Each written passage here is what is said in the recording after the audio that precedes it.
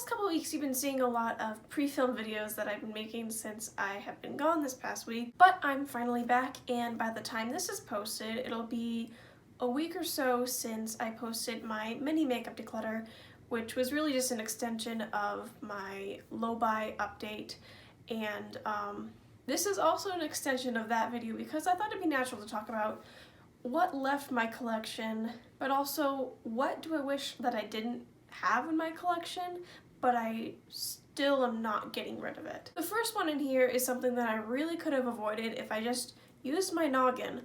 The e.l.f. Ride or Die Lip Balm in Tough Cookie. Now, I like the color, I like the smell, the formula's fine. The problem is the packaging. And that's why I'm like, you could have avoided this, Anna. I just don't want a squeezy tube when I can't apply it directly to my lips. I have to blend it out with my finger or something, because also it's quite thick. Oh, okay, since it's a warm day, it comes out easily, but in the winter, man, you gotta like grip this hard just to get anything to push up. Now it's coming out so easily, so that's not a good example because it's, 100 something degrees outside, so. But the main reason is I just don't like this application process, and I think I would want to use it way more often if it was in a normal twist up tube like lip balms are, or if it was in a tube with a wand in it where I can go in and apply it. I don't want to have to deal with my fingers. It's just not something I would wear when I leave the house that much. And that's why I think it was silly that I bought it. I was like, ooh, what a pretty color, what a nice formula. And I was like, I can look past the packaging. It doesn't bother me that much. You're lying. You are lying. Sometimes little things like the packaging making it difficult to reapply in public means that you could just save your $5. Come on. And then a couple months later they came out with tinted lip balms that were in the tubes that I like, the normal lipstick kind of component. If I just waited a bit longer, I could have gotten a similar shade, but in a better component. But I still like the product, so I'm not gonna get rid of it, but it just annoys me that I bought it thinking I wouldn't be bothered by the packaging because I'm too good to be bothered by such a petty thing. No, you're not, Anna. No, you're not. You are petty. Admit it. In the same vein of lip products, we have the Flower Beauty lipstick in the shade Rouge Berry. Now I do have several other Flower Beauty lipsticks, and they all are kind of delicate and move around in the tube and get kind of messed up. But this one, it actually fell completely out and I stuck it back in. I don't know how. It looks decent. I don't know how you can tell, but it looks like it was in a scuffle. A scuffle. That's a tap. It looks like it got in a fight, basically, but that's not the reason I regret it. Well, part of the reason, because it is annoying. It's very difficult to apply because I have to roll it up very barely, or else it could just like break and fall out or something because it's very soft. But the thing is, the other two Flower Beauty lipsticks from this line that I bought were matte finishes.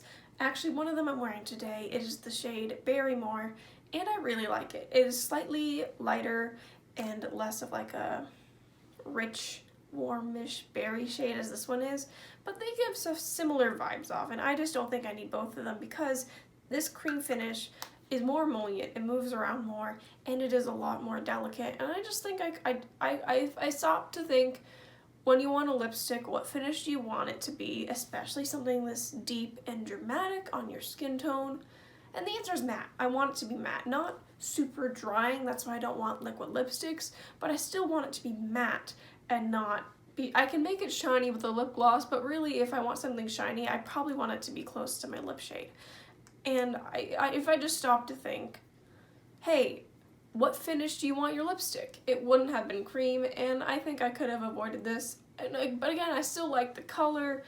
It's just the combination of it being the finish that makes it a bit more difficult to stay on, but also because it's a cream finish, it's even more delicate and difficult to put on. I just think I could have stopped to think and said, what do you want? I want a matte lipstick.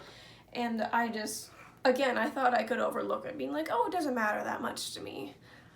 I don't know why I'm ignoring my own like specific preferences when it comes to purchasing. That seems silly. The last lip product in the main regret category I have is the Essence Shine Shine Shine Wet Look Lip Gloss in the shade Let It Go. If you've been following like ever since I bought this, then you probably aren't surprised by this. Now, I think for a moment I considered decluttering it, but I just don't want to declutter a lip gloss. That makes me feel kind of weird.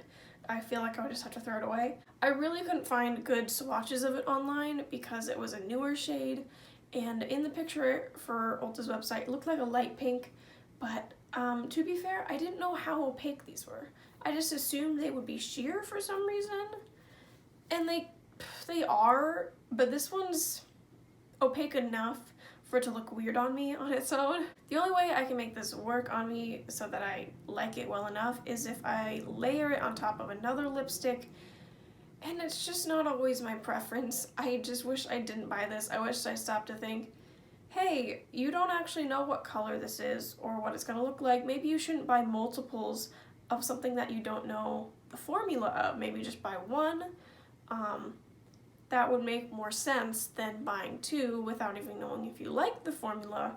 But also, I just feel like I didn't think this color through as much because it ended up being this apricot pale shade that just, it doesn't look the best on me. Yeah. Now this next product, the Essence Last Princess, the fact that I've used the green tube before, I liked how it looked, but it smudged on me. And for some reason, I just expected the other color. I have a feeling that it's probably very similar formulations between the three Last Princess bottles, and the only difference really is the wand shape. I mean, that's my hypothesis. But the fact that I assumed that this one would work out for me, I just had too much hope in it. It still smudges, and honestly, I think it looks worse. Like, it just doesn't have the same amount of oomph as the green one did. So, this guy is really annoying. It only looks good for like an hour or two before it just all drops and it looks like a mess. And it's frustrating, and I just wish I used my brain instead of hoping like, oh, well, it'll probably work out. No. You've tried a very, like, the sister mascara to this, and it didn't work for you. Why would you think that this would, when they're so similar? The last two items are these CoverGirl singles. I bought this one hoping it'd be good as a face highlight, and it's just a bit, I don't know. I just didn't love it. I don't know. I was riding on the fact that I figured these would be subtle finishes so they look good as face highlights. So why did I think I would like this is beyond me. If I was hoping it was a subtle finish, why would I buy it in a blue color? Because this blue color is just kind of underwhelming. They are really helpful for frankening. Just being these light shimmery shades, they really can help make nice paler shades in frankens. But really, other than that, why did I buy these? If I were to go back, I probably wouldn't buy them, but I'm not mad at having them because they're really nice for frankens. Basically, the shades that I franken are ones that I'm not as attached to, the ones I don't like as much. Like, if you were to tell me, go and franken your BH Cosmetics palettes, I'd be like, I don't want to. I don't want to, like, mess them up. I like them as they are. I mostly franken the shades that I don't really care about, either because of the color. Most of the time it's because of the formula.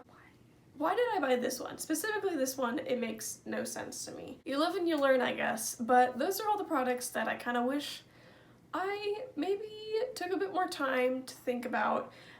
Most of these were on my wish list for a good while, but I wish that they were in there for a little longer and that I just scrutinized everything about them. Let me know if there are any items in your collection that you regret buying because you didn't, think it through enough, but you still want to keep and maybe use up in the future. A majority of these I do want to use up and put in project pans, except for maybe the lipstick and the NYX single. The rest of them I can see myself finishing in the future. I don't know, it's a bit frustrating when you buy something and then you're like, you're stupid. But yeah, that's the process of doing low buys and no buys and thinking about what you're purchasing and trying to not be super consumeristic. Is that even a word? But you get to learn a bit about yourself and the oversights that you may have tendencies to do. So I hope that you enjoyed this video. Thank you so much for watching, and I hope that you have an amazing day. Bye!